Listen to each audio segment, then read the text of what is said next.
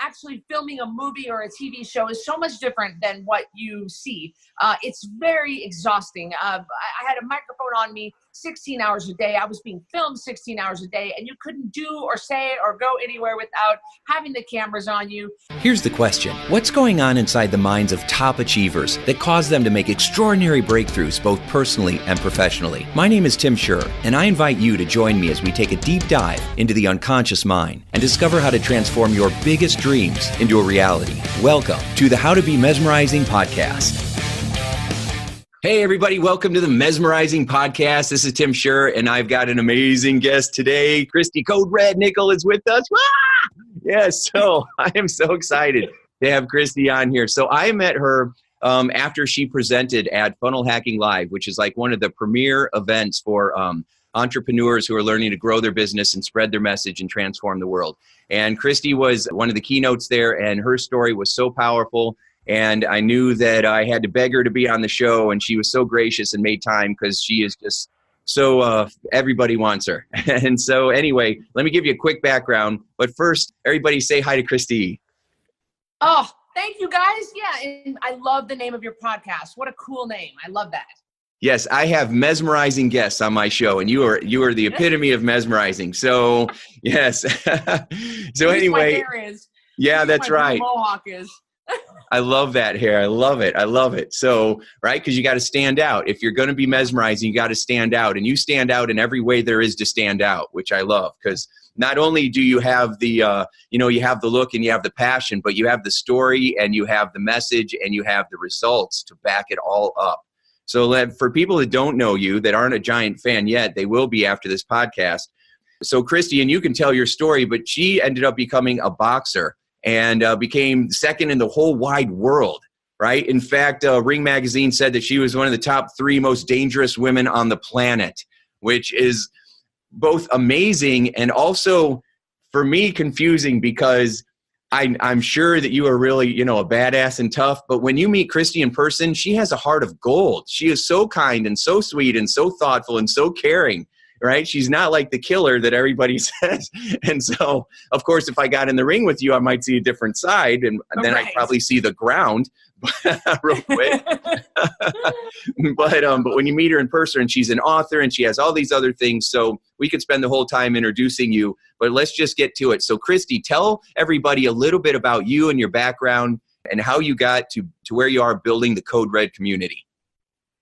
Yeah. Oh man, that's so true. Boxing. Oh, that was definitely a big part of my life. But I did grow up in Northern Idaho, pretty poor. My dad was a police officer and a local pastor in a small town.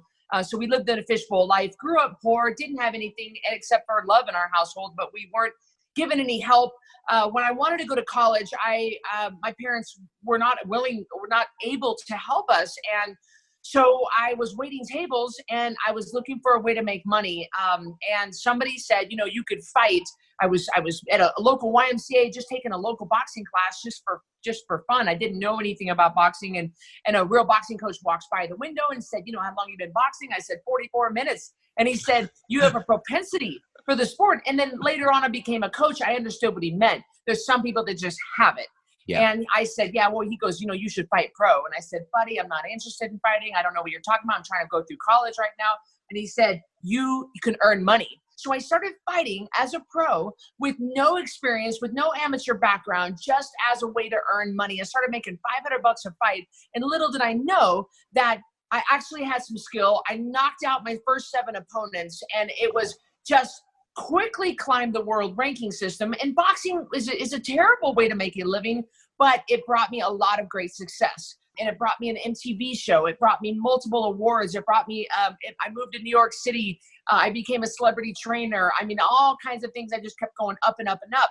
But at some point, about a few years ago here, I actually started getting fat.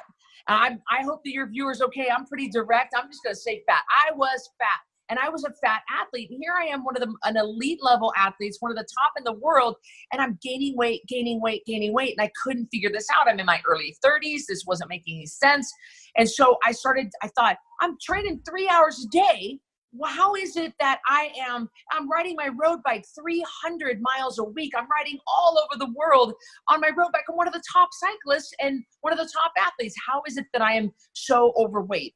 And so I took a step back and started doing some research and found out that it was 100% losing weight and keeping your weight down is 100% the bull crap you shove in your pie hole. And I was shoving some carbs in my pie hole that I thought was okay to eat. I was just pasta and then, well, I'm working out. Well, I'm here to tell you, it didn't matter how much I was working out because I was getting heavier and heavier. So when I changed my diet, I lost the weight, 100% nutrition. And I realized, holy moly, everybody in the world needs to hear about this, because that means it levels the playing field for people in wheelchairs and people missing a leg and people with a bum back or a bum hip or old or young or whoever. You're confined to a wheelchair. You're confined to a rocking chair. It doesn't matter. So I created the CodeRed lifestyle from my own experience of being a fat athlete and losing the weight through nutrition. And it's so super simple.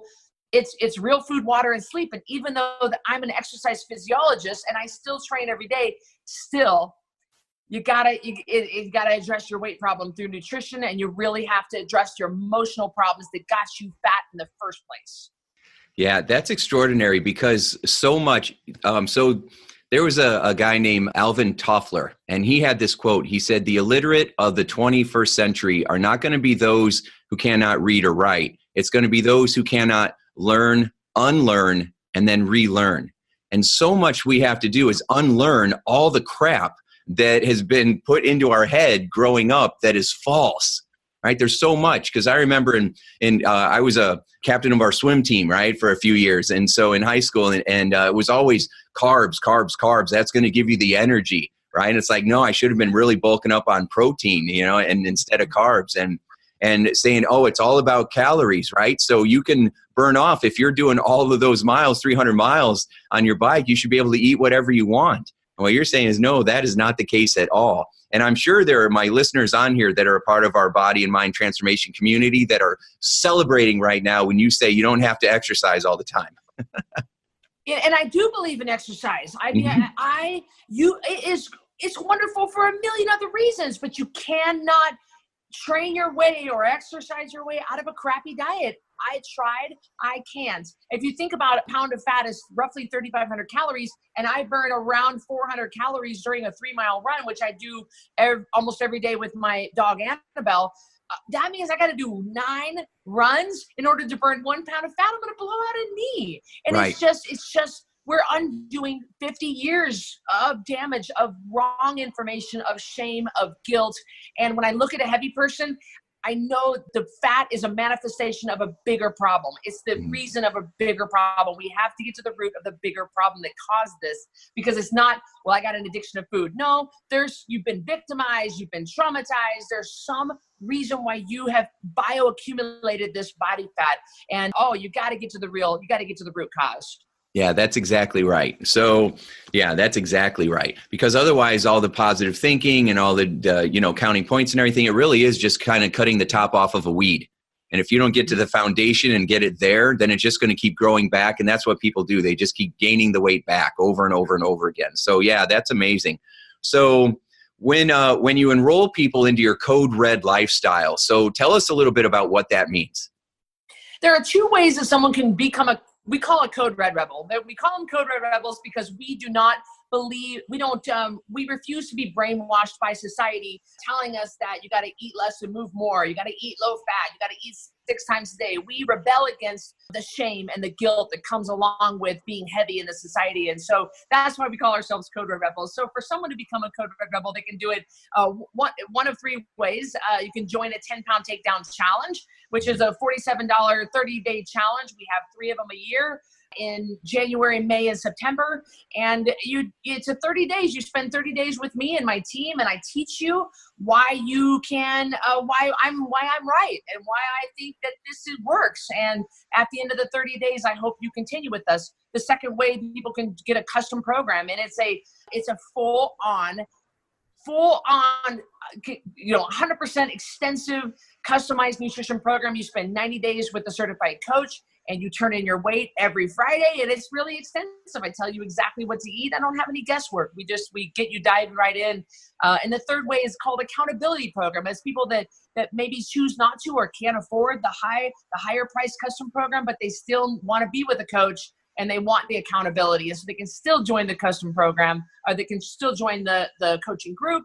And so getting in for a CodeRed Rebel is easy. You know, you can buy the book, you can watch my YouTube channel. I mean, it's just, there's so many resources out there for people to learn why we believe what we believe. Yeah, that's amazing. So you know, your rise to fame, you know, even though sometimes it feels like an overnight success, but it takes 20 years to get there, right? And so yeah. I've been in this industry since 1994. So yeah, there ain't no overnight. I've been paying my dues for a lot of years. Yeah. And, you know, it was Thomas Edison who said that I failed so many times that success was all that was left. and that is true in so many ways. You know, you learn so much. So what was it like being an MTV trainer? What was it like in that world? What kind of experience did you have? Right when I got back from fighting for a world title in Beijing, I got a call from MTV and they said, hey, listen, we've heard about you. We would like you to audition to become a trainer on an MTV Made episode. And they don't have Made anymore, but it's when they take a teenage kid in high school and they make them into something that's completely opposite. That's what makes good viewing. Yeah, I remember that show. Yeah. Yes. In my case, in Tampa, Florida, there was a girl named Jasmine who wanted to be made into a boxer, but she was the laziest girl you'd ever seen. She was smart and funny and beautiful, but lazy as all get out. So I auditioned, I got the role as her coach, and MTV only gave me 6 weeks to make her into a boxer and put her in a real boxing match. And it was very difficult. At first, the filming was difficult. People look at TV, they look at reality shows, they look at shows in movies, whatever. Filming the reality of actually filming a movie or a TV show is so much different than what you see. It's very exhausting. I had a microphone on me 16 hours a day. I was being filmed 16 hours a day, and you couldn't do or say or go anywhere without having the cameras on you. So I had to take this girl, and she was terrible. And I had to put her, I thought, are you kidding me? I remember stepping back at one point and saying, I have such a good name in boxing industry, and this is going to ruin me to take this lazy girl. I would never. I've got kids at my boxing gym. I've got 9-year-olds that box better than this girl, you know, and she wouldn't listen to me, and she argued. So it was very tough 6 weeks. But I trained her and pushed her, push. And finally, the grand finale of the episode was her being put in a real boxing match with a girl that was equal to her. Wow. And it was great. And the MTV show put me on the map. You know, it aired as season premiere in over 60 countries in different languages. And that's how I was called by the boxing gym in New York City and said, hey, we want to have you come and train celebrities. And so it really brought a lot of great things into my life. It just was, it's never a TV show or a movie behind, you know, filming is never what it seems. It's so exhausting, so difficult. Yeah. So my story isn't as intense as that one, but I got called because there was a weatherman that was doing his anchor report, and somebody had brought in a tarantula for the next segment, and this guy was terrified of spiders, and he literally freaked out in the middle of his thing and ran out. And so, you know, I called the studio and I'm like, hey, I could fix that if you want, you know, make him look like the hero. And I didn't hear anything for like 3 months. And then the producer, you know, 3 months later called me up and said, hey, we were thinking if you could get him by the spider, that would be pretty amazing. And I said, if you give me enough time, you know, about an hour, I could probably get it on his arm, you know, and she almost hung up. She thought I was, you know, full of it. And so anyway, I went into the studio and I thought I was going to have an hour with him. I ended up having 10 minutes with him, and they were trying to film the whole thing. And I said, there's a certain part you can't film. And I literally had to throw him out because they kept wanting to do promos and coming up next. And I'm like, hey, are you ever going to actually give me time with this guy? Right. So I literally had about 7 minutes with him privately. hit him with every tool that I ever learned my whole life. And luckily it worked. And then 10 minutes later, we had that tarantula on his arm, and it was pretty exciting. But Jim, I that's thought, like the best story ever. oh, I know, but I know what you're going through, because I'm like, oh my gosh, this isn't going to work. And, and then of course I first, everything that could go wrong did go wrong. They bring the box over, the spiders over.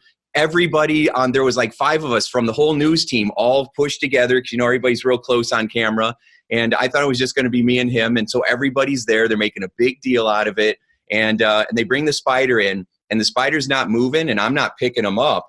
And so the spider trainer like pushes his back, and the spider jumps up and scares me and the anchor and the weather guy too. His name was Jim. And I'm like, oh my gosh. And then I had to put the spider on my arm first to put it on his. And I don't like spiders either. Right. And so it was just one thing after another. I'm using my own techniques on me while I'm trying to get it on him. And then I have his arm with my other hand, and I'm just firing off all these anchors. And so in my head, I'm like, oh my gosh. Right. On camera, it was like, do. Oh, yeah. So you nailed it's pretty insane. Oh my gosh. But afterwards, you're in the parking lot after it goes well, and you're after the young girl does her thing and it goes well. Afterwards, it's like, yes. Yeah. Because you had the courage to do it all.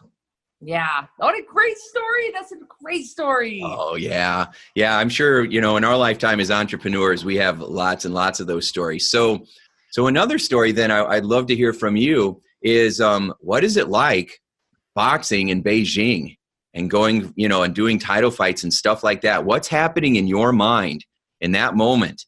So I've talked to a lot of boxers and MMA fighters and stuff, and they all have a little bit different story. So what's yours?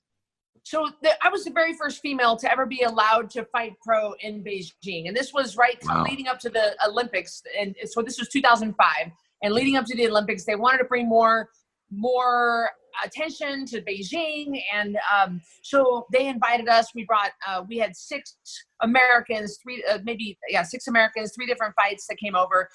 They treated me absolutely like royalty. They literally rolled out the red carpet and threw petals at my feet we stayed at the Beijing International Hotel. It's a 5-star hotel. It was just very, very, very nice. They were so great. However, we were there 10 days before the fight to acclimate to the time change and to the food and different things.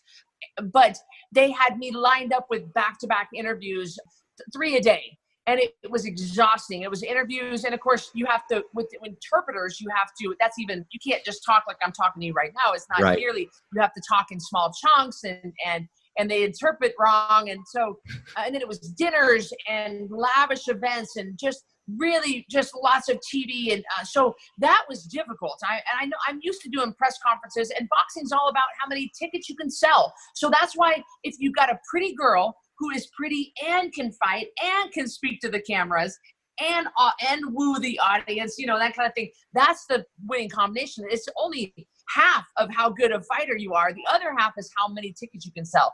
And I knew that that was key. I mean, they brought me over, they paid me good money because they wanted that arena filled with 35,000 people. And it was standing room only, and then 10 million people watched it on TV. So that was very difficult. I was really well trained. The team was ready. We were ready. I was ready. I was below goal weight. I was contracted weight. That was great. When I got in the ring, what I noticed when they pulled out the boxing gloves, that the boxing gloves were not brand new. And for a title fight, the boxing gloves have to be brand new out of the box. Nobody could ever touch them. And so they were tattered. And at one point I could feel in one of my hands, my knuckles through the they were 6-ounce gloves, but the padding was worn down. And I thought, are you kidding me? And my coach, threw a fit, but what do? They're not used to hosting fights, especially American fighters, where we're used to certain regulations. And in other countries, and I've fought in a lot of other countries, they don't protect their fighters like we do in America. So ding, ding, the bell rings, and we just start beating the living crap out of each other. And both of us were bleeding. My nose was shattered, and on the side of my face, she had this giant goose egg in the middle of her forehead that kept getting bigger and bigger. And I was aiming for that goose egg because I wanted it to pop so that the blood would go in her eyes. so that she wouldn't see. And they ended up swallowing 2 quarts of blood just from my own blood coming down, but they weren't stopping the fight. And they just kept letting it go. And I remember I didn't know where I was. I didn't know what round it was. I don't remember anything. And we fought 12 rounds, 3-minute rounds, and they just let us beat the living crap out of each other. So I was stabilized and flown back to the United States and then put directly into nose surgery because my nose was like Rocky Marciano way over here. So I had to have my nose. She had this giant goose egg. I believe that she was in the hospital as well. So it was a mess. I mean, it was kind of, but I mean, you talk about 2 girls that absolutely fought our hearts out. We gave them a good show. We could be proud of ourselves. And it was great. It was just very, very, very dangerous. Yeah. Yeah. Wow. That's intense. I ended up contracting MRSA from that fight. Really? A few days after I returned, because you talk about the exchange from my mouth, my spit on my glove, you're holding your glove at your mouth, back to her, back to mouth. We're exchanging body fluids, and we all go through testing before a fight. That's regulation.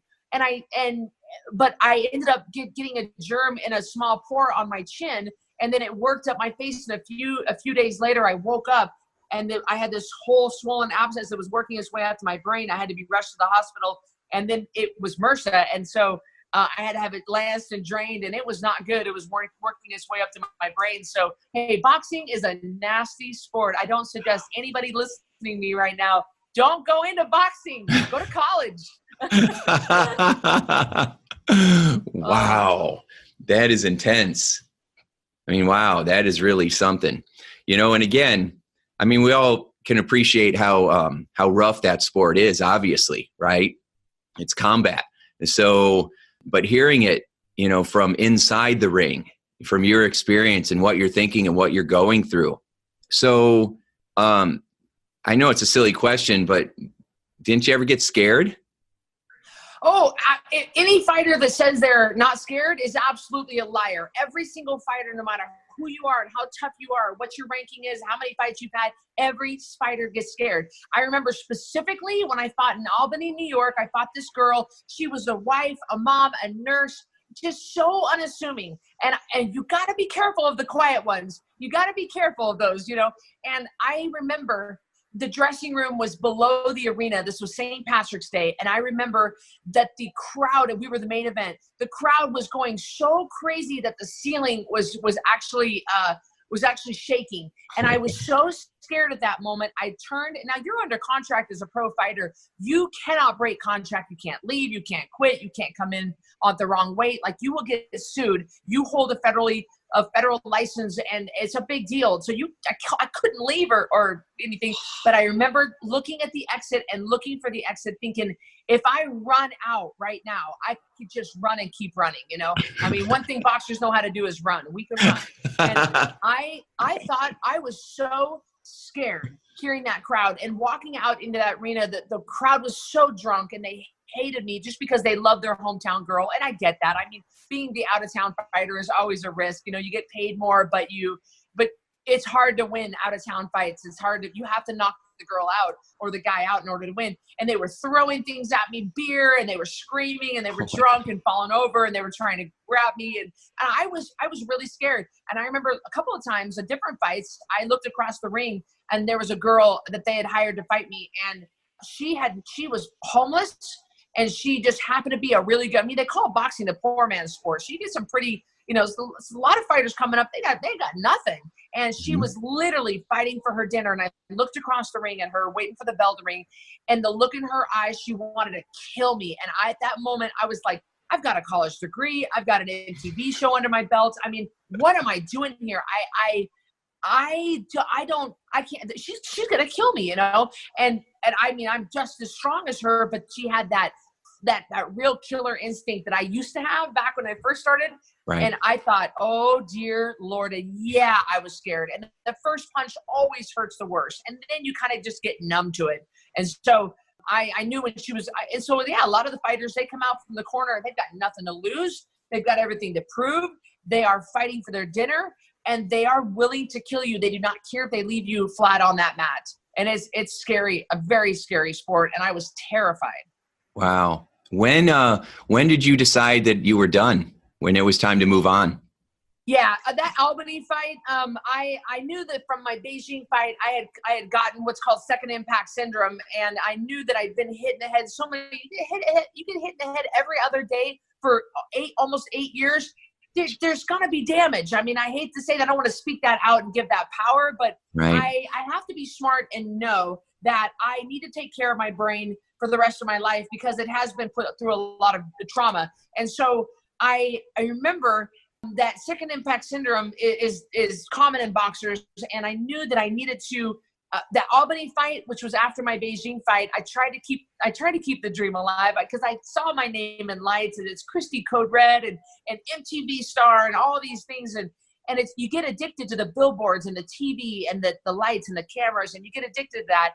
And I remember stepping out and really not feeling it anymore, really not, and covering up a lot and doing this and being on defense and backing up. And that was never like me. I always was forward. I always was an inside banger, and I wasn't being me, and the punches hurt, and I wasn't recovering as fast, and I just didn't have that killer, real aggressive to go to the body, hook, and really just take that girl's head off. I was doing more defense work, and I said, that's it, Cristy. You're going to die in this ring if you don't stop now, because one wrong punch to the head and you're done. You're going to, and was that really what you want? And that's not what I wanted. I had a whole life ahead of me of an exciting career doing something else. But my life was going to end if I kept going. And that's what boxers do wrong, is they stay in the sport too long. They stay in the sport past their prime. And when it's dangerous, like it was with me. So now I'm very protective of my head. I wear a helmet all the time when I snowboard or, of course, mountain bike, anything like that.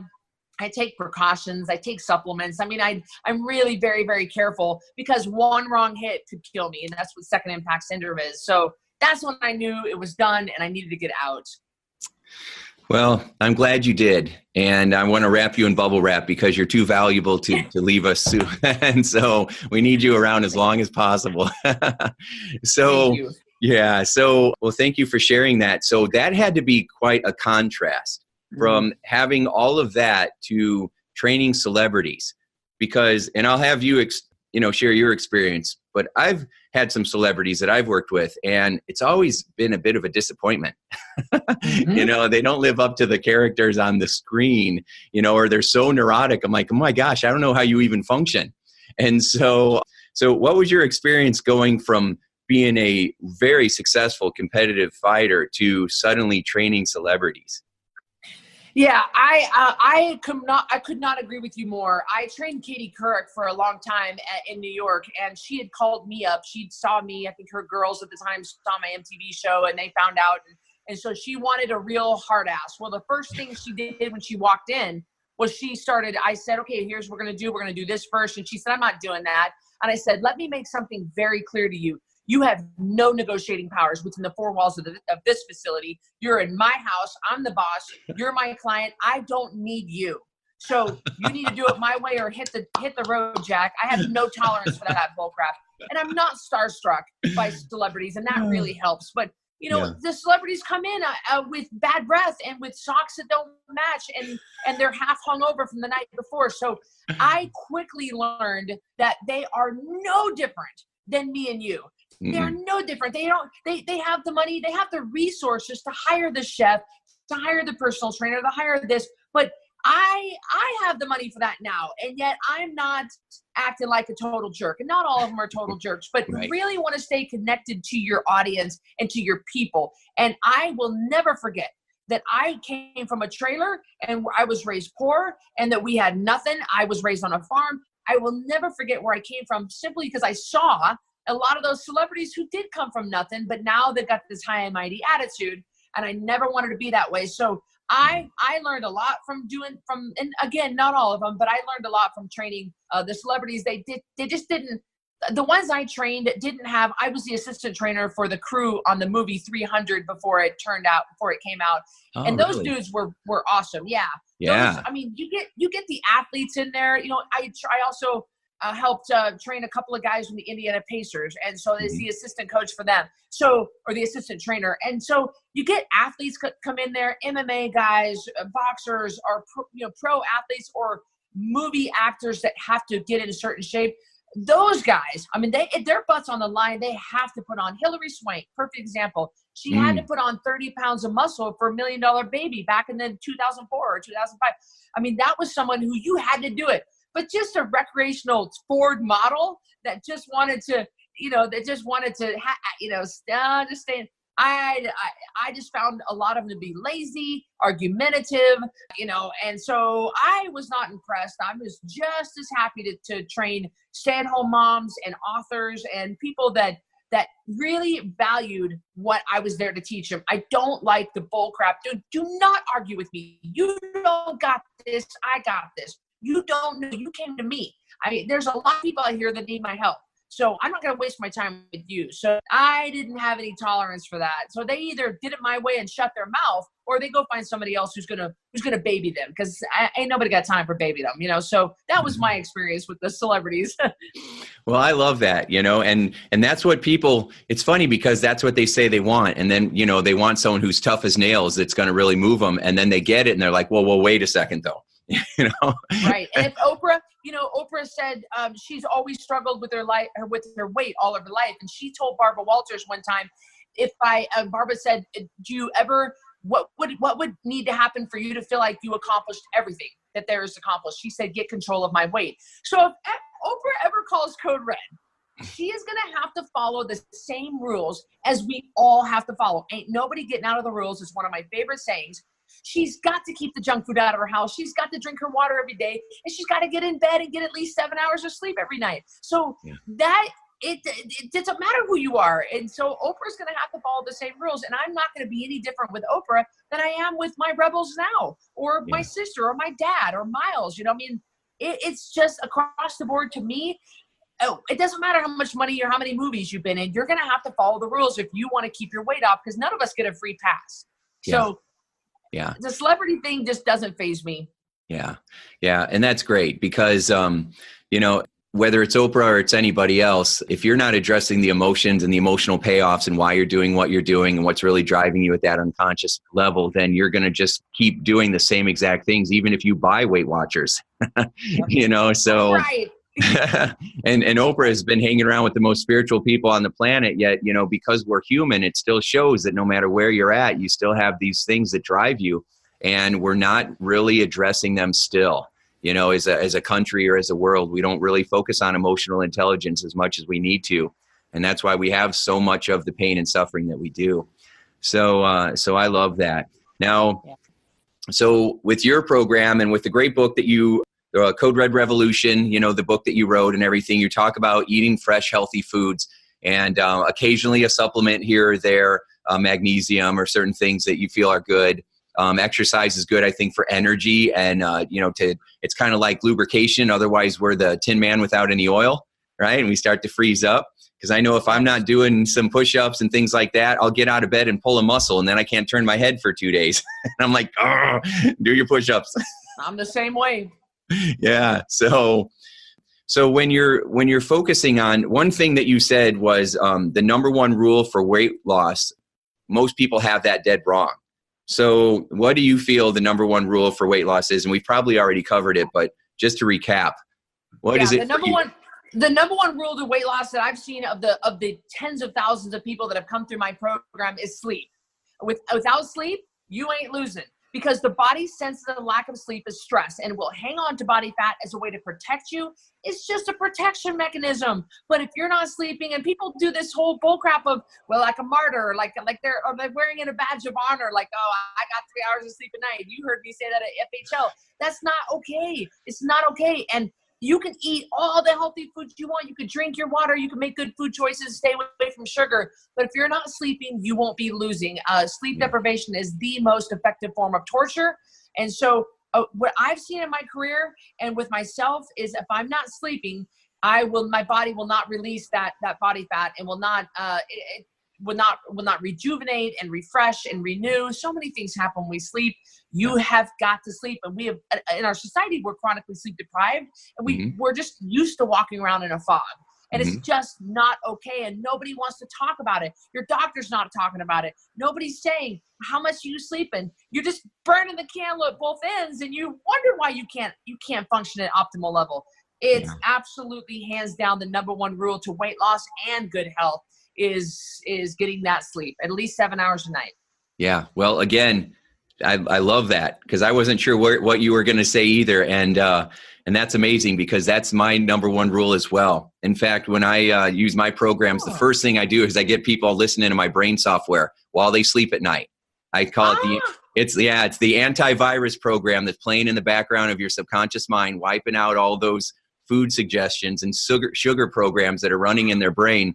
And it's the very first thing I do, because otherwise they don't know how to sleep. And really, they don't know how to quiet their mind down to get sleep. So they either can't get to sleep, or they wake up at 3 a.m. and lay there for 4 hours. And so my program quiets the mind, makes them feel safe inside, because our biggest fear that we're not enough. And because we're not enough, we won't be loved. And then so we're ultimately unsafe. Right. And so I start to shift that. It's huge. And then the weight starts coming off, and we haven't even talked about, I had Jennifer in the other day, and she said, I'm addicted to soda. I can't stop drinking it. I did a program where I upgraded a belief from her past and got her sleeping better. Never talked about the soda. She hasn't drank it since.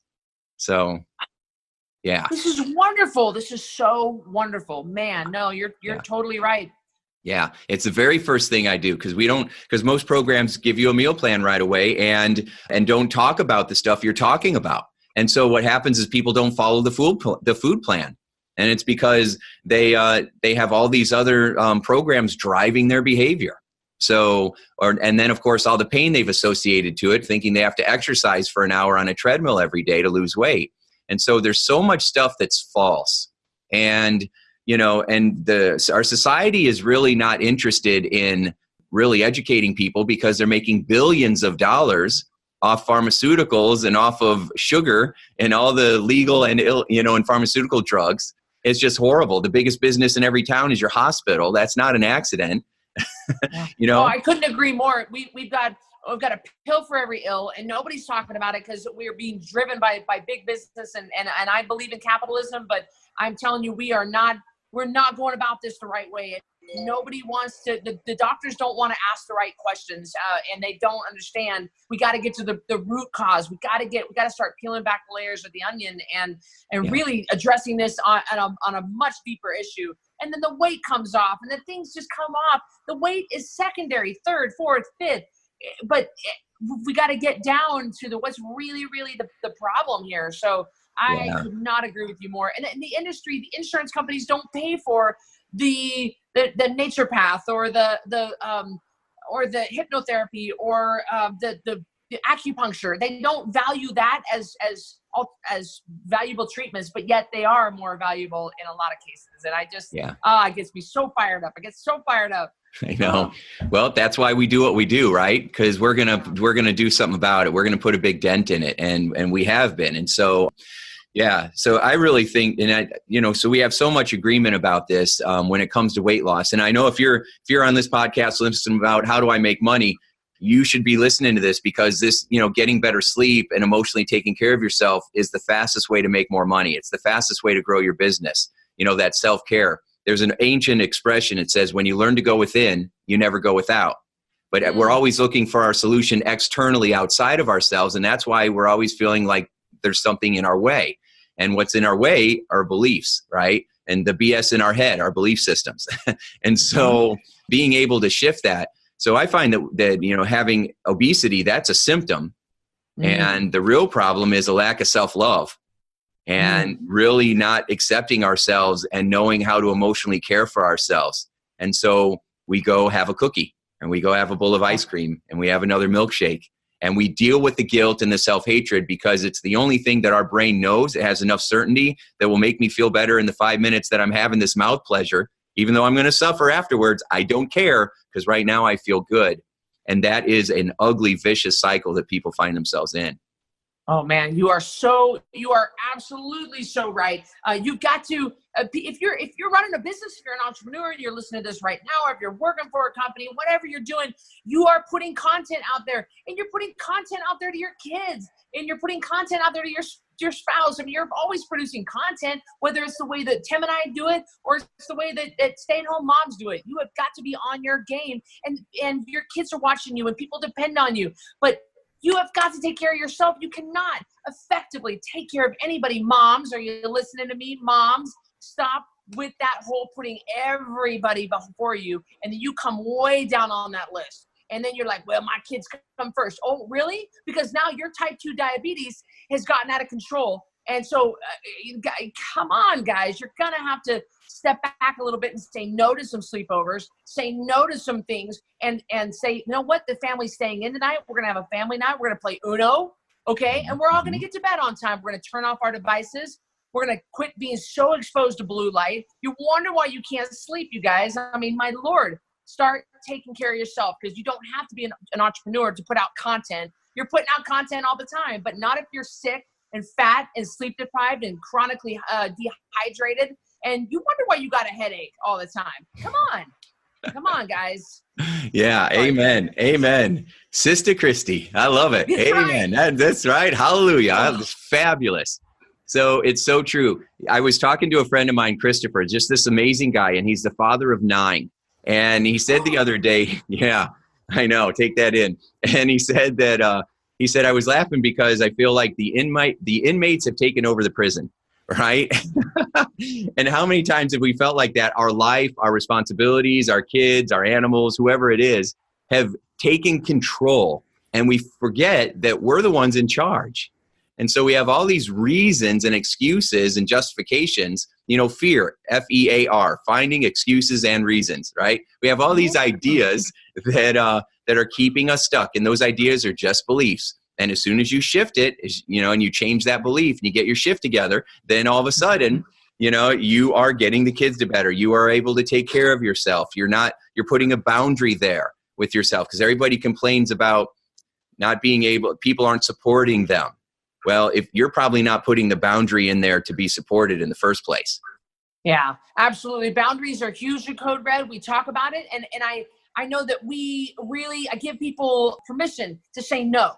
And boy, sometimes these parents, I mean, I don't know about you, Tim, but I think we're about the same age. I don't know. But when I was growing up, oh, heck no, you didn't talk back. You didn't call the shots. And so a lot of these parents are just letting their kids call the shots. And guys, they're children. That you're the parent.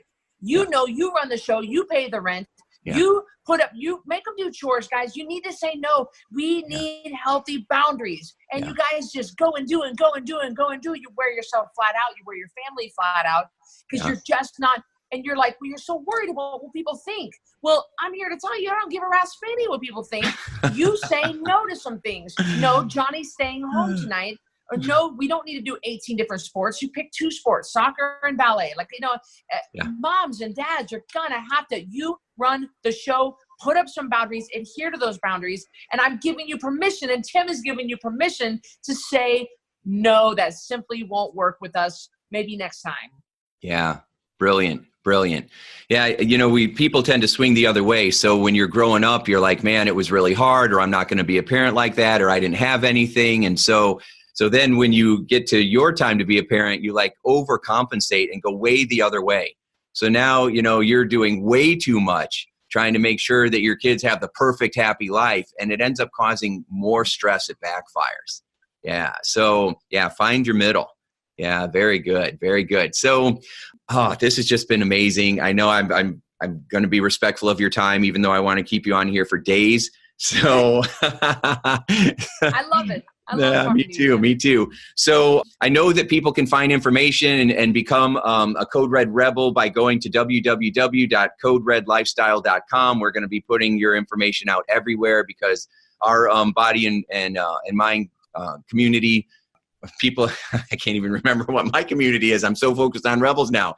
Our achiever community in my mind and body transformation program, we call them achievers, right? It's our alter ego that we step into because we don't feel like we're going to be able to do it on our own. So we transition into this alter ego and become an achiever. And so, but if people want to learn how to have all of this, because you can be a rebel and you can be an achiever and you can have all of this stuff. A lot of times people think, oh, you got to do one or the other. No, build your tribe of amazing people, you know, and you've got to go through, I always say, you got to sift through a lot of mud before you find those golden nuggets, right? And so one of these golden nuggets isn't gold, it's red. And it's Cristy, right? And so, you know, it's interesting that you have blue for your hair instead of red. And I've been through several different colors, red, blue, pink, and purple. And so I like to change it up. I always say that I am the most comfortable with change. And so I change a lot. And the mohawk is blue. And so people say, oh, I don't like the blue. They like the blue, but they don't like that it's not red. Yeah. And so that's funny. I know. So what do you have to believe in order to feel excited about change, or in order to feel more comfortable with change? What do you have to believe about it? What do I have to believe about change to be more excited about it? You're saying, Cristy, or just what I would give to other people? You personally. Like, yeah, because so many people are afraid of change, even though it happens all the time, and you actually thrive with it. So it's a different belief. So what is the belief you have to have in order to be comfortable with things always changing? I believe this is honestly as cheesy of an answer as it might come off, is I believe that in myself, I believe that no matter what is going to happen to me, I'm going to be okay. I'm going to make it work. I'm going to make money. I'm going to be healthy. I'm not going to die. So I think that my needs will always be met. I will thrive no matter what. So if the hair turns, let's just say change, I want to change it to pink, and it turns out orange, I say, you know what? I'm a beautiful girl. I've got a great smile. I dress cool. I'm going to make orange rock. It'll be okay. Or let's say we introduce a new product and CodeRed and it doesn't work and it flops. I say, you know what? I believe that CodeRed still will move forward. So I believe in myself, absolutely, hands down, no matter what. I have the strength to make anything work. So if it goes the wrong way or it goes the right way or it flip-flops or whatever comes my way, I mean, heaven forbid I lose somebody dies, I'm going to be okay. If my dog, I'm just trying to think of like tragic things. I'm still going to be all right, because I know the strength I have inside me is going to carry me through, and it just doesn't scare me. I'm not afraid, because I trust myself to stick with what I know to get me through, either leaning on my faith or leaning on my different areas of my life that give me strength. So I'm guessing, and I could be wrong, but I'm guessing that you didn't always feel that way about yourself in the beginning. And so was it a series of things, or was it one particular thing that you feel allowed you to make that shift into being so self-loving and accepting and reassuring? Yes, it was something that happened in my childhood that I specifically can put my finger on that really made the biggest shift for me. When I was growing up, my parents were very good to let us go and do whatever we wanted. I trained horses. I would ride all day long by myself in the middle of nowhere, things like that. But one specific thing that happened, which was my mom and dad, we were raised in northern Idaho, but we have family in the Bay Area of California. When I was, Carrie, my older sister, was 16, I was 14, and Laura was 11, Mom and Dad let us take the family station wagon and drive from northern Idaho to the Bay Area of California. Now, back then, there were no cell phones, and we had just a small amount of money. We didn't have any. My dad drew on a napkin the route on how to get there. It was I think it was a 12, 14-hour drive. Three girls at 16, 14, and 11 got in the station wagon. I mean, the thought of it now just makes me cringe that my kid would get in a station wagon. But that was the single thing, my parents letting us have that freedom, because there were a few things that happened on that trip that we had to work our way around. And it was the best thing. And that is what turned me into being such a self-assured person, was because and I tell my mom now, even nowadays, she cringes. I can't believe we let you kids do that. I just, in that old beat up station wagon, I just can't believe it. And I say, no, Mom, it made me who I am today. Don't feel bad about that. And that was because she gave us so much freedom, and my parents let us work our way through it all the way. The roads, getting lost, running out of gas. My little sister got sick and we didn't have enough money for medicine. What do we do? You know, it just all these circumstances, we worked our way through it. And that's the single thing that switched everything for me. And I've never, ever believed that I couldn't do something. I've always believed that I can do it. If I want to go to medical school, I can do it. If I wanted to go travel to Europe, I can do it. I mean, I've just never thought any different. I knew from that moment on, I can do anything I put my mind to. Wow. That's incredible. I mean, that's really amazing. And I'm sure there was no seatbelts. Yeah, no seatbelts. No seats, right. Yeah. Yeah. So that's really extraordinary. Now, not everybody might have an experience like that. However, a lot of times people think that their problems and the things from the past are what's ultimately holding them back. But really, it's not what happens, it's the meaning that you give to it. And so if you start to have this attitude that no matter what I've gone through, I'm just using it to make me stronger, then, and that's going to make me more self-reliant, then that changes your whole perspective on things. It changes your whole world. So, and I get it that a lot of people don't know how to do that, and that's okay. That's why there's people like us who can help them with that. So, but the point is to give hope, right? And that if we can go through all the experiences that we've been through and turn it around and do pretty amazing things, then everybody can. I mean, really, truly, if we can do it, anybody can. And so that's the message that we want to probably leave here with. So, Cristy, is there anywhere in particular that you think people should go to connect with you online, or some particular thing they can do to get signed up for one of your challenges that's coming up? Yeah, a couple of things. If you're kind of interested in becoming a rebel, the best thing to do is start with the book. You can go to CodeRedRevolution.com. You can go to Amazon. You can order the book. It's only $15. It's really nice. You can read it in a day. It's an easy read. It has success stories, and that will really help you dip your toe into the lifestyle and figure if this is something that resonates with you. Another thing is we do have another challenge coming up. I believe it's May 13th. And so we're going to start registering people mid-April. So if you go to 10poundtakedown.com, you can get on the wait list, and that way you'll get an email when we are registering people. And that's a great place to start. From there, I suggest people start with those lower kind of just an entry point instead of just jumping. Unless you're listening to me right now and you're like, Cristy, we love you. We want to work with you. I want to work with you right now. Well, then you can find our custom programs, but I'm not here to push that. I just want you to maybe this is a lifestyle that would work for you. And it's very, very simple. So either 10poundtakedown.com or CodeRedRevolution.com, either one of those will get you started.